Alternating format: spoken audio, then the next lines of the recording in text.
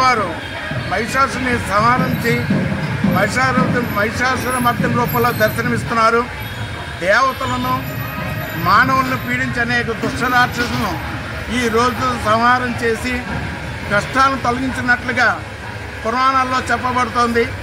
మహిషుడు గొప్ప రాక్షసుడు, దున్నపోతు స్వరూపంతో మాయా యుద్ధం చేసినవాడు, అతి బలవంతుడు. సాక్షాత్ అమ్మవారే దిగి వచ్చారు అతనితో యుద్ధం చేయడానికి, అంటే అంత బలవంతుడు. ఆ దుష్టుడిని ఈ రోజున అమ్మవారు ఆ రాక్షసుని చంపి మహిషాసుర మర్దిని అని కీర్తించబడ్డారు. మహిషాసుని చంపడం వల్లే అమ్మవారికి మహిషాసుర మర్దిని అనే రూపం వచ్చింది, మరో పేరు నామకరణం, మరో పేరు వచ్చింది అమ్మవారికి. ఈ తల్లి దర్శనం వల్ల మనకు కష్టాలన్నీ తొలగి శత్రువు బాధలు పోయి రోగ బాధలు ఇవన్నీ నశిస్తాయి.